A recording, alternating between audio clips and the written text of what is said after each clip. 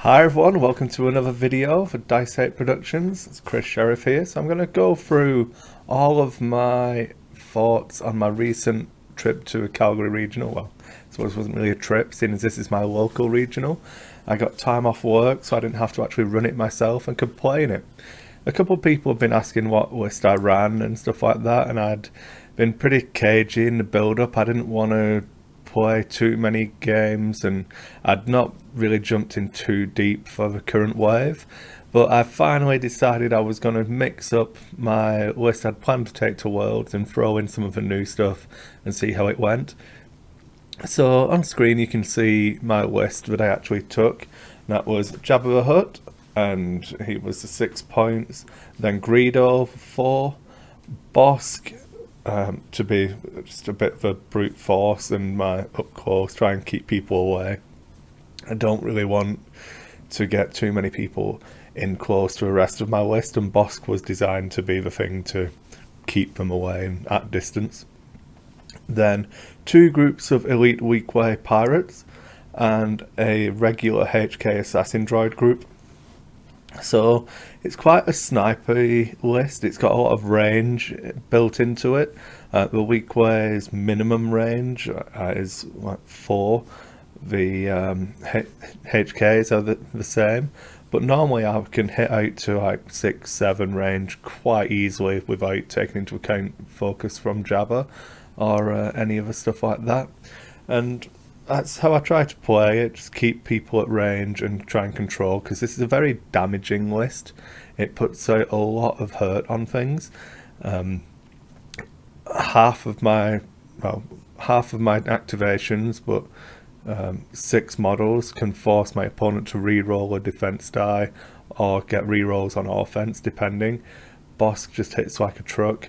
Greedo's in there for the speed and basically being an annoyance and something that I don't mind losing. I'd never like playing a list where everything needs to stay alive all the way through, because I think nothing's going to live forever. And then Jabba, because I wanted to try something that wasn't the Rebel Care package and see if I could use Nefarious Gains to push me over the hill. And it seemed to work quite well. I'll go through my command deck as well. So this is the command deck I ended up taking on the day. I changed it up quite a lot, and this command deck was designed to be pretty much to try and keep me safe from Jedi Luke. I'd never played against him, I'd never watched any games with him on the table, I'd not played with him yet. But I knew that I had a relatively fragile list, and if he gets into me, he can really put the hurt on. As soon as I lose 2 or 3 figures, it can really spiral out of control. So I just went to try and protect myself from Jedi Luke, while still having a variety of cards that could be useful in other situations. So Assassinate, just plus 3 damage to the attack result, is really strong. It's a 3-point card for a reason. It can really push the game beyond someone like you. Get a bad roll, it can bring it back into what should be the averages to make sure that the figure dies, or it can help push a good roll into one-shotting a figure that people would be thinking is beyond the one-shot range. So there's lots of different ways of doing the Assassinate. Then we have On the Lam, and this was one of the cards I wanted to put in specifically to try and counter Luke, let him get into me, roll dice, and then if he's going to kill the figure I can break it off. If not, I'll leave the figure engaged and let him try and waste a second attack, and just things like that. The same kind of deal with Slippery Target. The idea is all about trying to get people to think that you're overextended and bait them in with any melee figures. But they work pretty well. We'll get to the games and stuff later on, but those 3 cards worked pretty well in the list throughout the day. Then we had Tools for a Job. When you use to declare an attack, you add a dice to a pool. Tools for a Job, in combination with Element of Surprise and Assassinate, it puts a lot of figures into a one-shot range. Old Luke, old Leia, can just die to that one attack straight away. You add in a red die to any of those attacks from my list, so green, green, red, red, green, green, red, potentially with boss if he's focused as well. When you start looking at them not having a defense die, a lot of damage goes through. So tools for a job is in there for that reason. Smuggled supplies. In this list, I wasn't really sure. I had a lot of smugglers, so I wanted to keep it in. I tended to use it to add surges against people who had the built-in surge cancels. Again, try and help me get those conditions onto Luke, whether it be a bleed from Greedo or a weaken from the HKs, just to try and push to make sure that I can actually get that damage in. Then I went through with Negation, which I think is a staple card. It really needs to be in your decks now. It's just a must-take because it counters Take Initiative, basically. Efficient Travel was in for the mission on the Coruscant landfill map with the crates. I wanted, because my list is generally pretty slow, I didn't want all of that hazardous terrain, difficult terrain to slow me down. All those blue spaces in the middle of the Dianoga map, I wanted to be able to get in, get crates and get out. And Efficient Travel seemed like it was worth the risk. Element of Surprise we've already spoken about. It's a core set card that I still take in near enough every command deck I build. Planning is an interesting one. It's a card that I don't actually always take. A lot of people do think of it as a staple to cycle through that command deck and get to what you want to get quicker. But I normally go for trying to build a deck where every card is useful for its own sake, whereas in planning's only useful to get to your other cards. And there's arguments either way, and in this one, because of the way I needed it to work, like there's a couple of card combinations that I wanted, like self-defense and opportunistic, element of surprise, tools for a job, things like that, where we work together really well. I wanted more chance to get to having both of them in my hand, so I did put planning in the list. Even only having the one leader with Jabba, it's pretty easy to keep Jabba safe, and he does have actions to burn normally. Then Rally is another card I tend to always throw into the command decks, but I don't know that I would keep it in this deck if I played this again. It's really useful, but there didn't seem to be a lot of conditions being handed out on the day.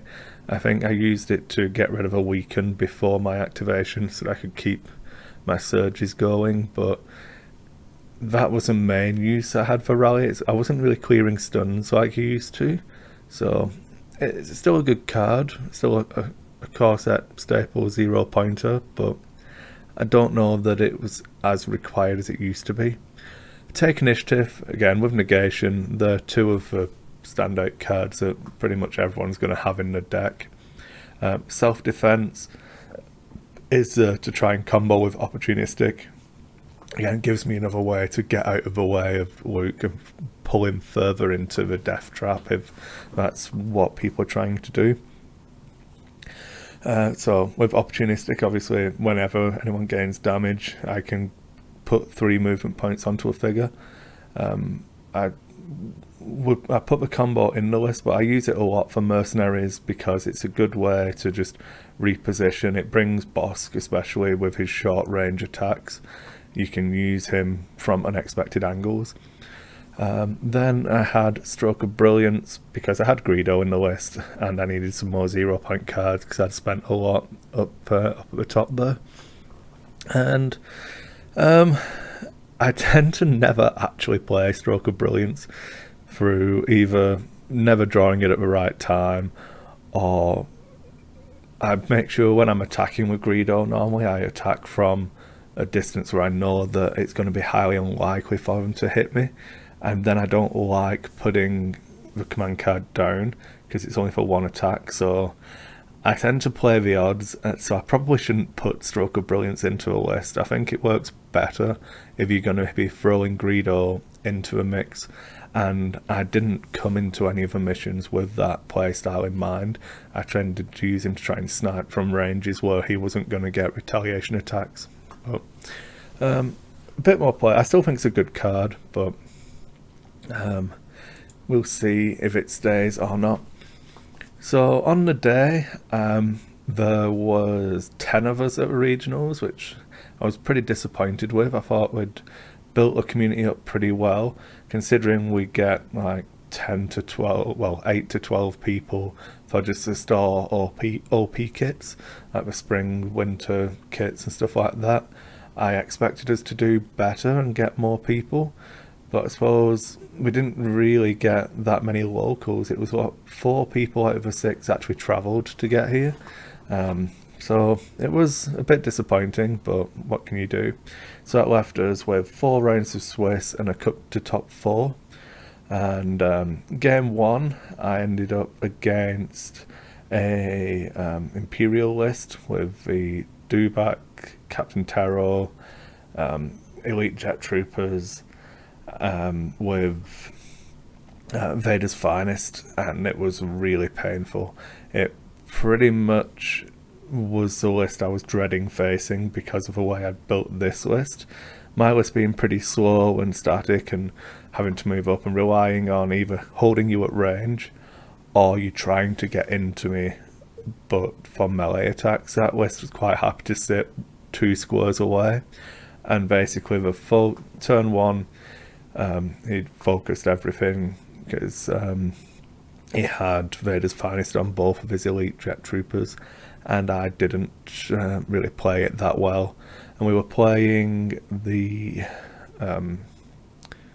pick up the crates for the new map, the Ankhead Cantina, and I wasn't really comfortable with the list and playing against this new stuff that I'd not really seen on the table properly yet.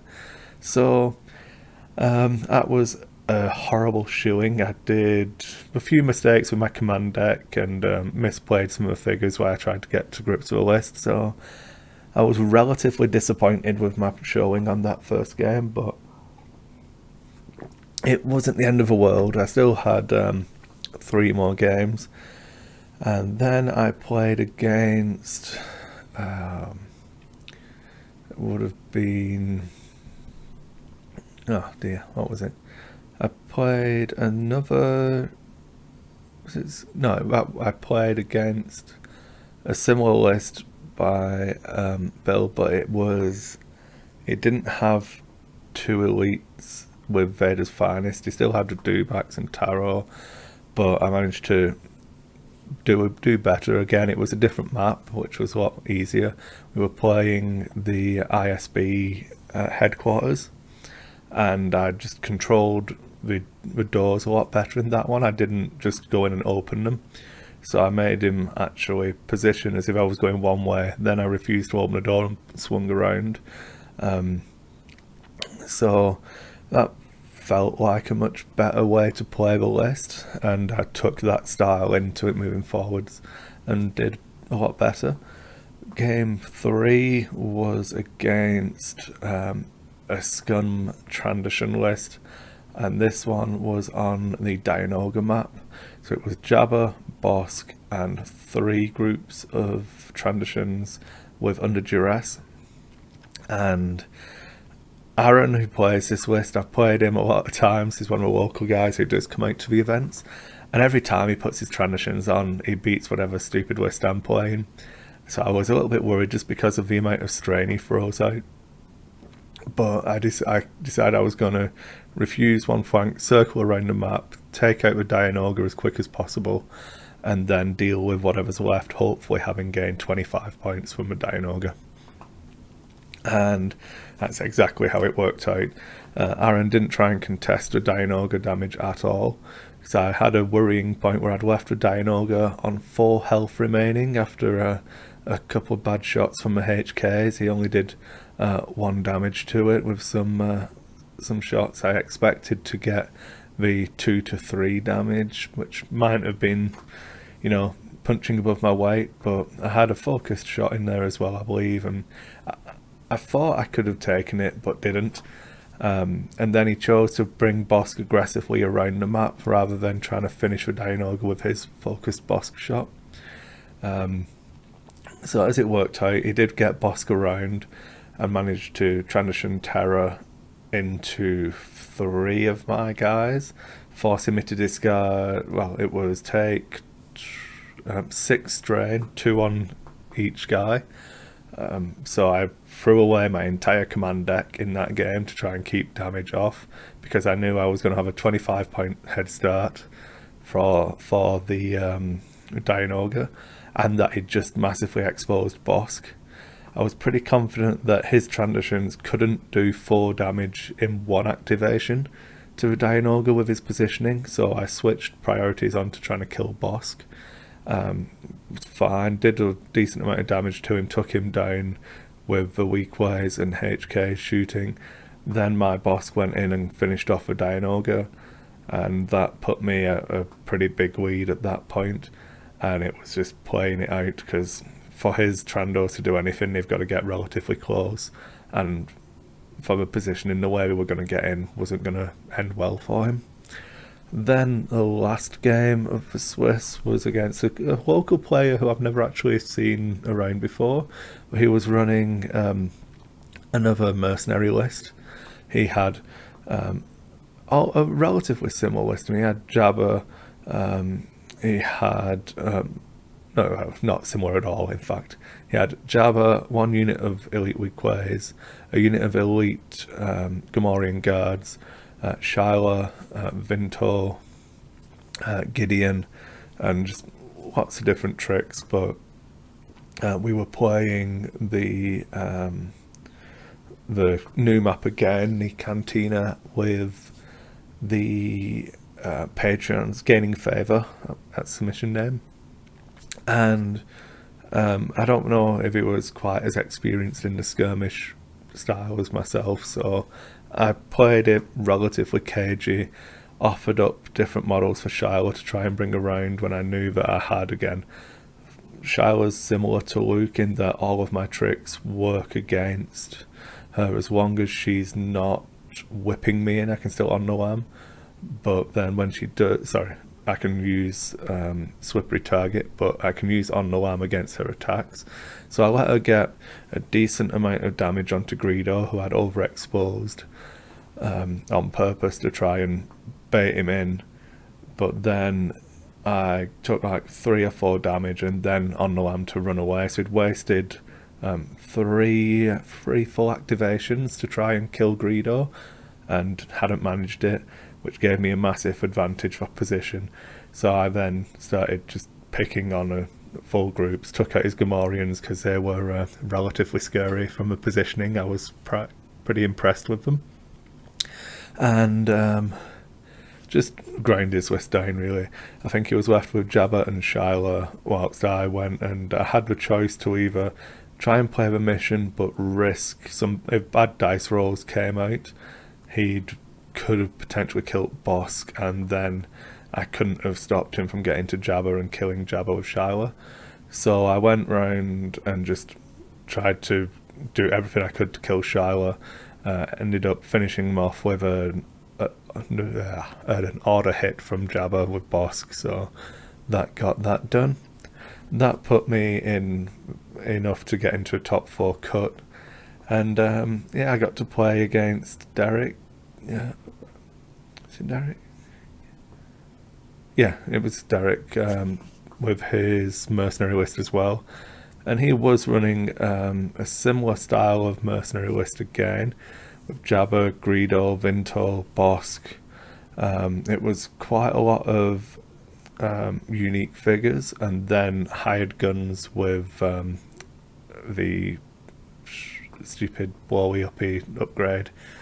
And I'd seen him play this type of list before, but unfortunately for him, I'd played against a similar type of thing at the Nova Open last year, so I knew exactly how I needed to approach it, and just made sure that I'd let him bring the hired guns in, Then before he could do anything, I'd move figures completely away from it and then use the last figure to step back, kill it, and then keep going. And again, Greedo did really well in this one for me. Greedo is awesome at taking out hired guns because the range is terrible.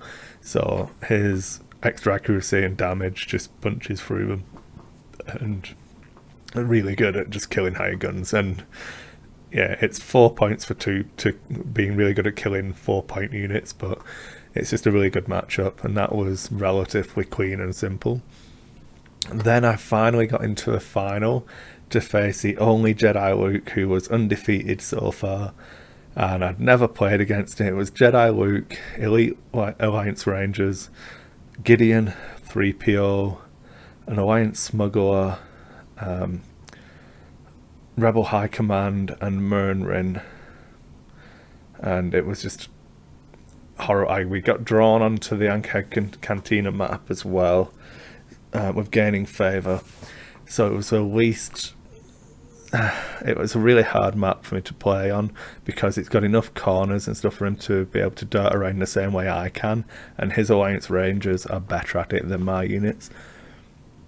So I managed to bait in Jedi Luke. He came in and I forced to use the Son of Skywalker to open a door which I'd refused to open. Then he still needed to use extra point of movement to get in to range of me, so he didn't have as much to run away. Then as he steps in, I slippery target one of the weak ways away, let him hit the other one who doesn't die, because I think 6 damage is relatively hard to hit on Luke. But no, did he kill it? It might have killed one shot at him. It might have been a focused attack on that one, which probably sounds about right. And then I just started trying to pile the damage onto Luke. But I don't know, I think it was a really, really hard fought game. I think we were both in it all the way through. We were very, very close with dice rolls. But I just couldn't get the damage through onto Luke.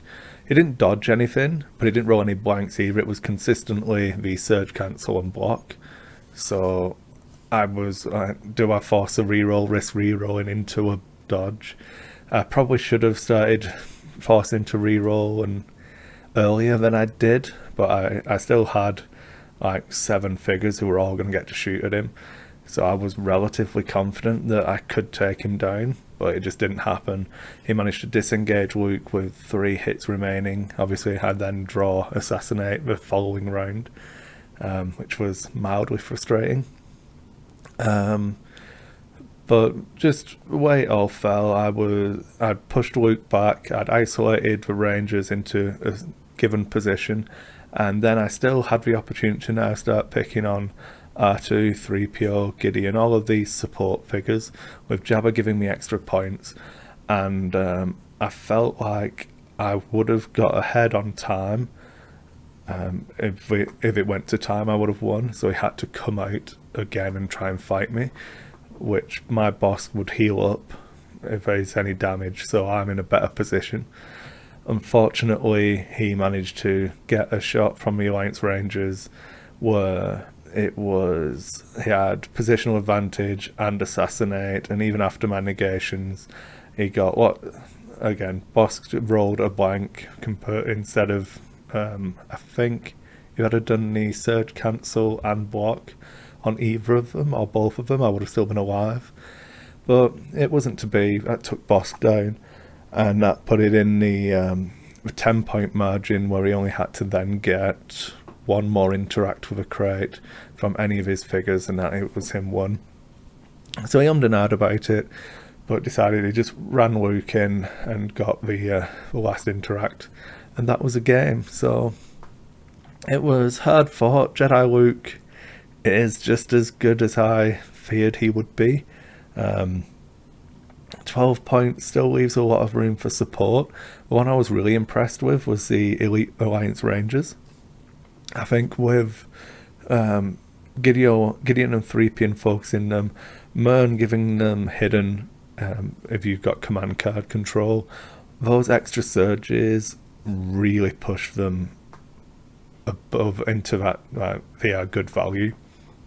I don't think you want to ever take 2 units of them, but I definitely think 1 unit of Elite Alliance Rangers is a force to be reckoned with. We were discussing it after the game. If you consider each figure as a 4-point figure, which is the way it now works, if that was just a single figure activation for 4 points, I think they're better than a lot of what's out there for Rebels at that level. They're better than Loku for the same number of points. They're better than Mac for a point more. For those snipey type figures, they're really strong. So I'm really impressed with them. I'm looking forward to trying something out with them, but I don't exactly know what yet.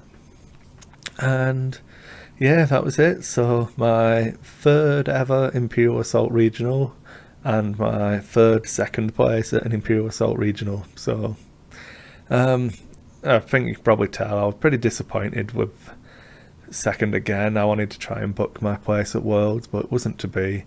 And no one to blame but myself, really. I should have actually practiced instead of talking about practicing, and I didn't put any of the new stuff on the table, and lots of excuses, but ultimately I think the best player on the day won. He was undefeated throughout the day.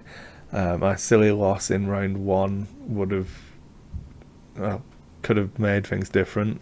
I don't even know if I'd have made the cut if I'd have won that game. With I had the easiest strength of schedule to make the cut, so it was an interesting day. I saw a lot of things I did not expect to see. I thought it would be a lot more Jedi Lukes, and I'm ultimately glad there wasn't, because even with this command deck, which I think I tried to tailor around being able to react to Jedi Luke, I don't know if I could do it against that style of list. Maybe if it was a more offensive minded player.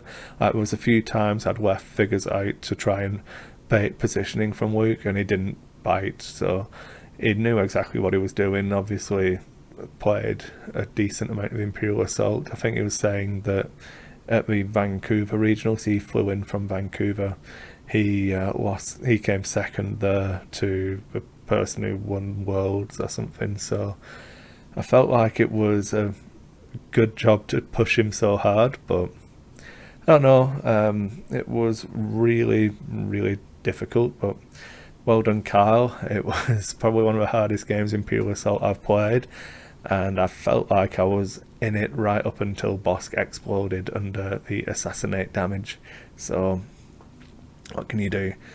Yeah, interesting things to take away. I definitely think that the new command cards are awesome. The synergies that you can build now are getting really, really strong. There's a really good mix of cards, so that's really important. All of the new stuff is really good. Now, the bad things to talk about, I suppose. There's too much stuff in Imperial Assault now that is not quite at the races, as it were. Every time stuff comes out, it seems to be pushing the boundaries that little bit more and getting better value. I thought when Hoth came out, they were all really good value. Leia's amazing, the HKs, the Snowtroopers were all really good for the points. Then you got stuff in that Bespin, that Boss kicking the ass out of the 8-point range models. His abilities outshining half of the 12-point models that were currently in the game. Now we've got Jabba's Realm, and I dread to think how many points Luke would have costed had he come out like that in a core set. I think when you compare him directly to Vader, there's just no comparison. And I know about the upcoming fix for IG-88, boost to health and the extra attack die and that kind of thing, but I don't know if they're going to be able to fix everything quick enough to keep the meta varied and balanced. It's really interesting meta as it is. There's not just one list dominating like there was in the 4x4 days, But the sad thing is, all of the lists are all of the new things. I want to be able to run Han Solo and Chewbacca and the Royal Guard Champion, and I don't feel like they're as viable as some of the new stuff. So hopefully they'll do what they're doing with the IG and fix everything, but it can't happen quick enough. So we'll see. That's it. It's a 30-minute video, so a bit of a long one. Sorry I've rambled on a little bit, but a lot to talk about. Thanks for watching. I'll probably put this up as a podcast episode as well, in case you want to listen to it over a longer period. But yeah, there's some really interesting things with Imperial Assault at the moment, so really enjoyed playing. Thanks for watching, everybody, and good night.